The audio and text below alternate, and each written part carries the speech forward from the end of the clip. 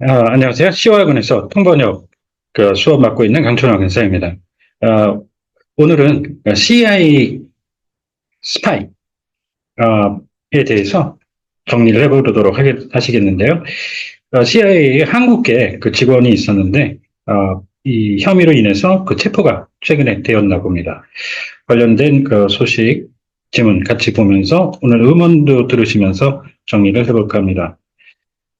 자, 보시죠. 첫 번째 지문에 이 수미 테리라고 아마 언론에서도 좀 듣고 보셨을 그 분일 것 같아요.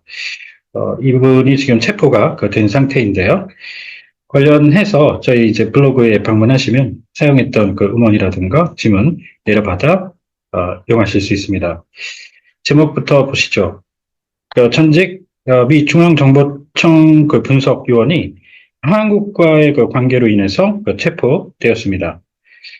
CIA를 그 중앙정보국이라고 아직까지도 많이들 상당히 많이 해석을 하는 걸 볼 수가 있는데, 원래 그 국이라고 하는 거는 실국과 팀 이런 식으로 해서 한 조직 내 일개 부서를 뜻하는 거죠. 그래서 그거는 이제 FBI 같은 경우가 그 한 부서인데, 북은 그 기본적으로 뷰로를 쓰죠. Federal Bureau of Investigation 이렇게 해서 그게 원래 그 조직이 거대 조직이라서 거대 부서라서 별도 청사를 쓰고 그런 식이긴 하지만 FBI는 원래 미국의 이 법무부의 한 조직이죠. 법무부의 한 부서입니다. 그 조직도를 한번 찾아보시더라도. 그래서 여기는 별도 그 조직이니까 중앙정보청 이렇게 하시는 분들이 있는데 저는 그쪽이 맞다고 생각을 합니다. 자, 체포와 함께 같이 정리해 주시면 좋은 어휘들 보시죠. 검거 있죠? 현장에 잡히는. 그 다음에 그 행위, 그 어떤 불법 행위를 하다가 그게 잡히는 적발. 그리고 인투커스터리, 그 경찰서 유치장 같은 데로 연행되는 거죠. 그 다음에 그 정식 사건으로 기록되는 입건.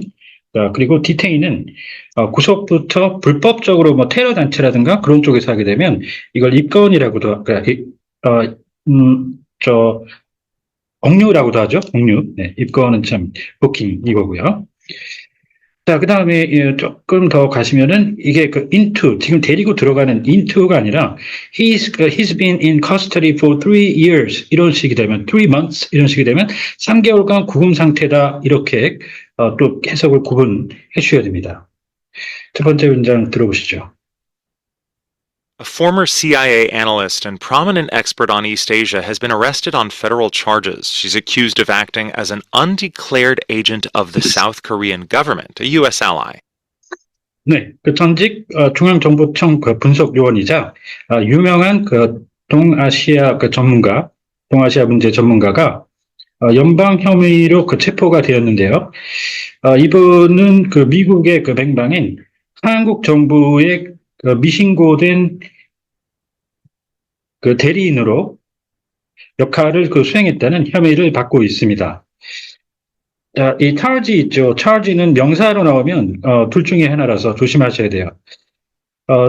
기소, 검사가 구형을 하는 그 기소가 있고, 그 다음 단순 혐의가 있죠. 지금 여기서는 이제 이 혐의인데요. 혐의로 체포. 자, 그 다음에 에이전트가 이제 CIA 같은데, FBI 같은데 나오면 제일 많이 우리가 볼 수 있는 조합은 요원이죠. 인텔리전스 에이전트, 정보 요원 이런 식인데 지금 여기서는 이분이 그 CIA 소속이지 이 한국 정부의 정식으로 직원으로 근무한 게 아니잖아. 그러니까 요원은 일단 아웃이 되겠습니다. 그랬을 때 대리인이라는 의미죠. 대신 그 행위를 해주는. 이게 정말 나쁜 의미로 보면 그 하수인까지도 갈 수 있는데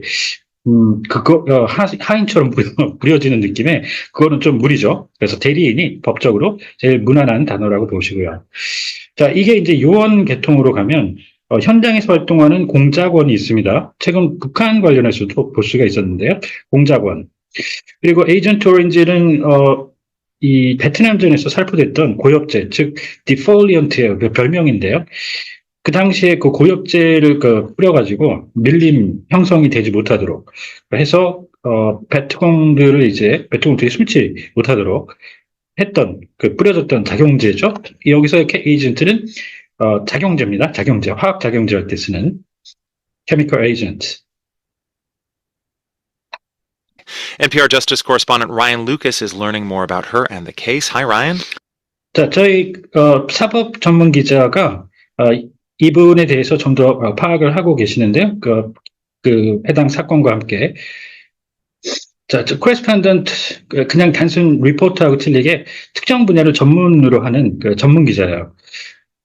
각 분야별로 하면은 전문은 빼시고 사법 그 전문 분야 전문 기자 그 분야는 빼시고 사법 전문 기자 뭐 사법 기자라고도 하고요. 사법 전문 기자 이렇게 되는데 자, 이 코레스ponden트부터 보시면은 어떤 기관에 이제 들락달락 하시면은 이분들을 그 백악관 출입 기자 이렇게 하죠. 그다음에 특파원 자, 그 특정 장소에 보내지면 그리고 종군 기자 그다음 언론인이자 기자 법률 전문, 국내부, 국제부 기자, 미국인의 시각에서 이렇게 씁니다.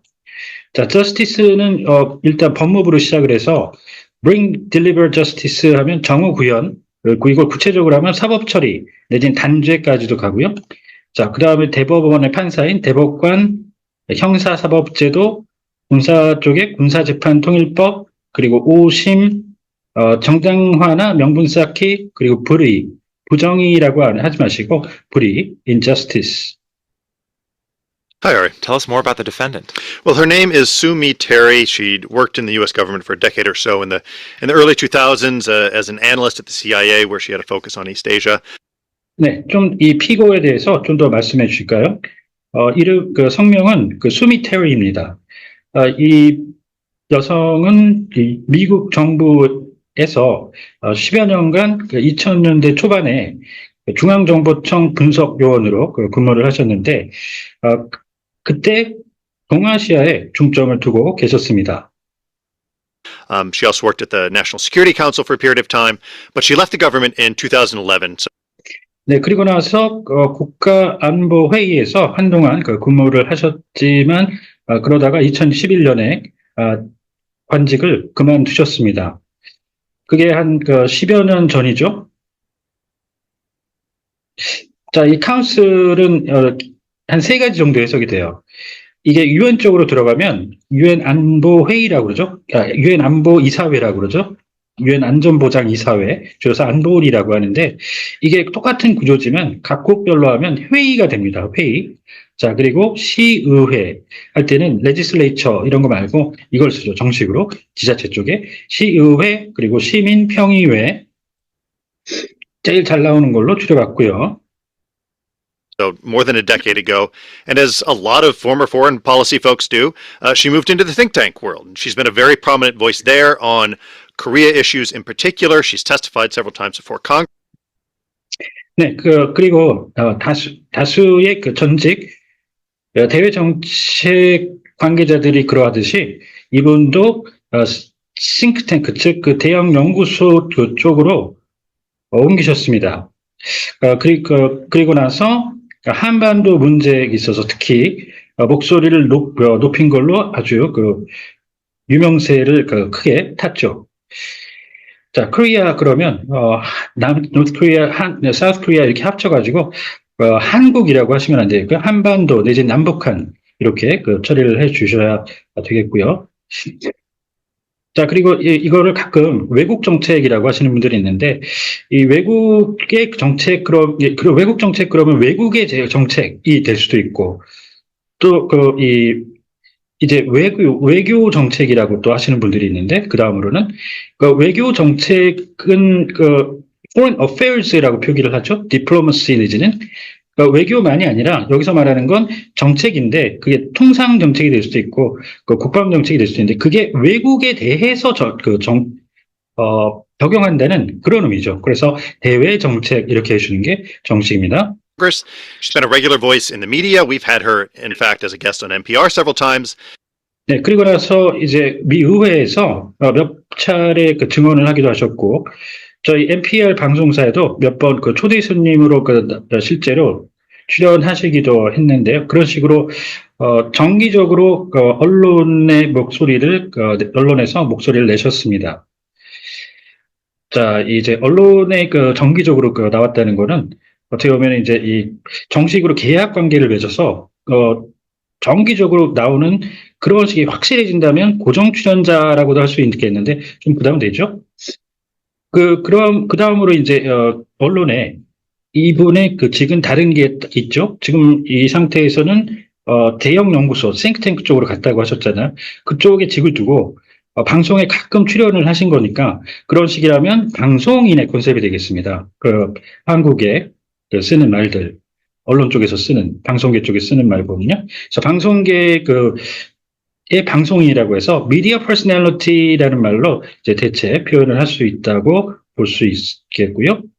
But now prosecutors say she was, for the past 10 years or so, covertly working on behalf of the South Korean government. Now, 네, 그런데 지금 검찰 측에서는 지난 10여 년간 이분이 그 한국 정부를 그 위해서 대표해서 일을 은밀하게 암암리에 했다고 하는 겁니다.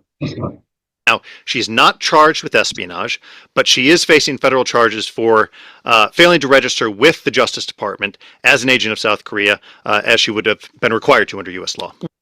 네.